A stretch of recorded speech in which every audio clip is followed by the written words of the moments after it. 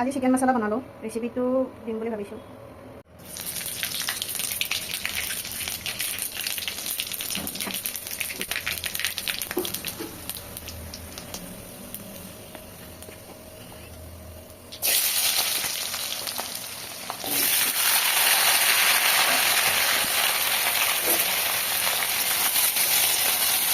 আজি অকণমান ডিফাৰেণ্ট ষ্টাইলত বনাম, তাকে আপোনালোকক দেখাম বুলি ভাবিলোঁ।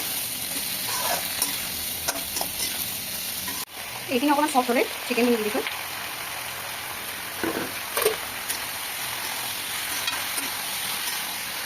চিকেনখিনি কালাৰটো অকণমান চেঞ্জ হ'লে ইয়াতে আদা নহৰু পেষ্ট দি দিব।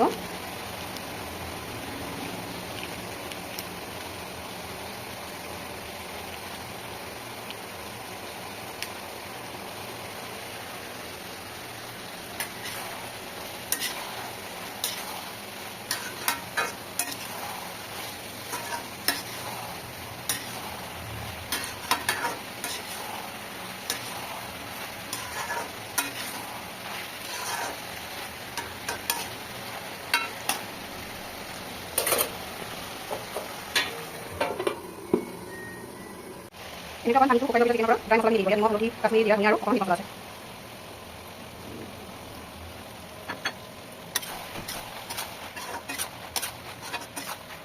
এনেদৰে ভালদৰে মিহলাই মছলাখিনি তাৰপিছত ঢাকি থৈ দিব অলপ সময়।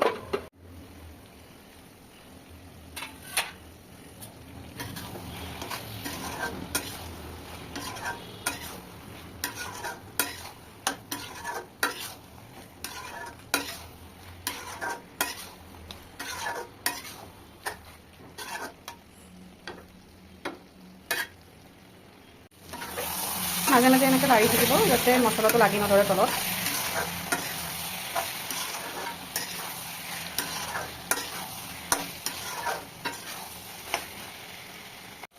ভাজি লৈ এনেকৈ চিকেনৰ পৰা অকণমান তেল ওলোৱাৰ পিছত অকণমান পানী দি দিব যাতে আলু আৰু চিকেনখিনি যি অকণমান আৰু সিজিব আছে সেইটো সিজি যায়। ভালদৰে লাৰি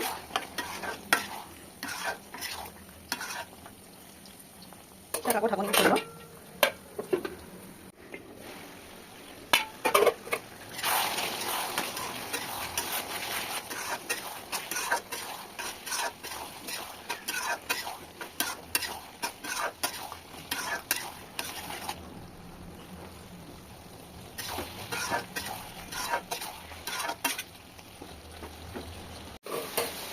এনেদৰে পানীখিনি শুকাই যোৱাৰ পিছত এবাৰ আলুটো চেক কৰি চাব সিজিছে নে নাই। মোৰ সিজি গৈছে ধুনীয়াকৈ।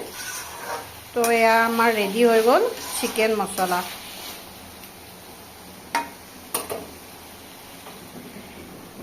এবাৰ বনাই চাব, আশা কৰিছোঁ আপোনালোকেও ভাল পাব। এইটো ভাত বা ৰুটি আপোনালোকে যিকোনো লগতে পৰিৱেশন কৰিব পাৰিব।